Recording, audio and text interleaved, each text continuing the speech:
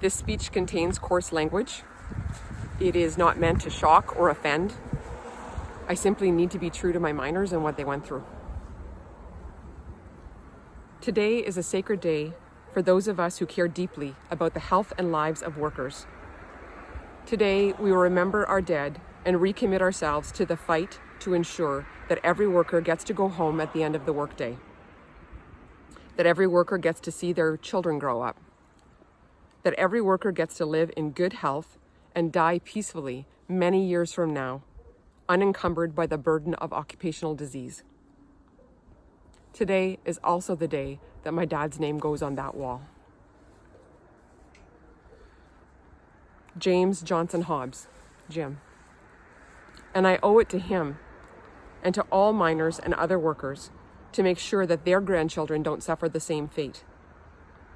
So I wrote the only speech that I could write, a promise to my father.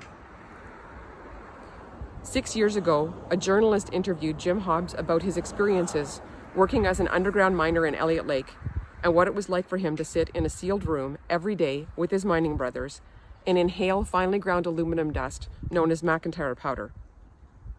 The journalist asked him about my McIntyre powder project work and what he would like to see come of it. His answer was swift and without apology. I hope they crucify the bastards. I have never made a promise that I cannot keep. When my dad was struggling with Parkinson's, when the Ontario Workplace Safety and Insurance Board denied his workers' compensation claim under a blanket policy that denied all claims for neurological disorders related to occupational aluminum exposure, when no one was looking at the health outcomes of the tens of thousands of mine workers who, under threat of their jobs, were made to inhale McIntyre powder as part of a massive industrial public health experiment, a human health experiment, I made a promise to my father. I never promised him that we would win his compensation claim because I knew that it wasn't in my power to grant him that. What I promised him was this. I promised him that I would fight. I promised him that I would see this through. And I promised him that I would get the bastards that did this to him.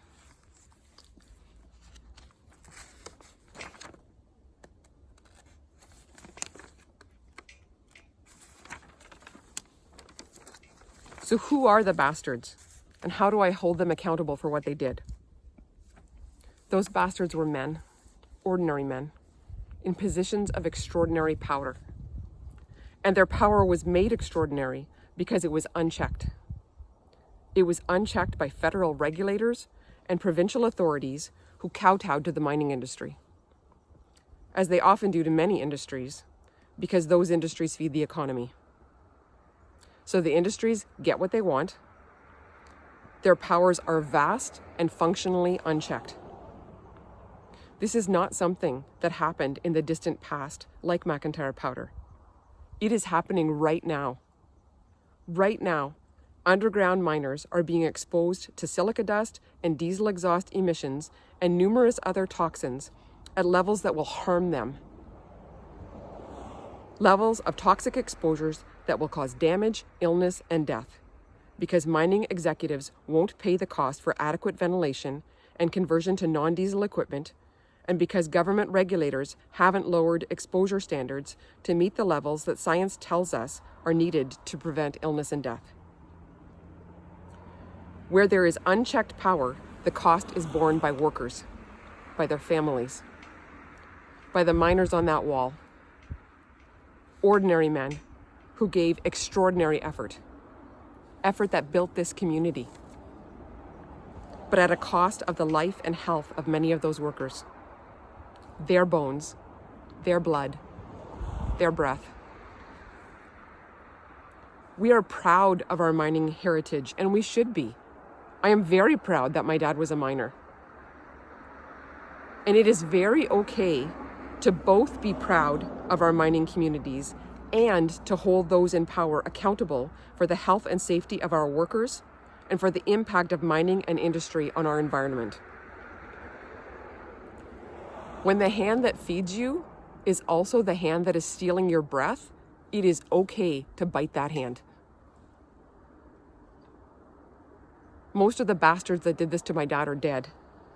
And in many ways, it feels like I'm fighting ghosts. But the institutions that gave rise to those ghosts remain. And we can hold those institutions accountable. We can check their powers.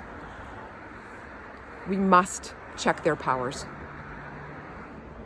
For if we do not, we are telling those employers, we are telling the government that it is okay to do the same thing to our children and our children's children for generations to come. That you can break their bones, spill their blood, take their breath. Not on my watch. Not on my watch. And not on the watch of the miners on that wall, whose bodies may be broken, whose breath may be gone, but whose spirits walk among us.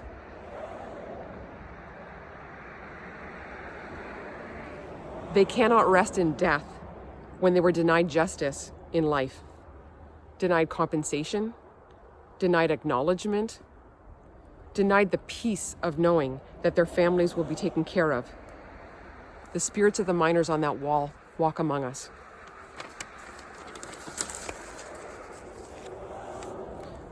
And to the ordinary men who hold positions of extraordinary power, I say this: do not be the bastard. Mend your ways.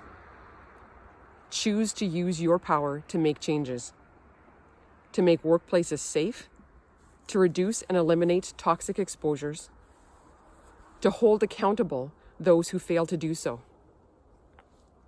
For if you do not, I will not rest. And the spirits of those miners will not rest. And it will be their bones that rattle your thoughts, their blood that stains your hands, their breath you feel upon your neck. And I will have kept my promise to my Father.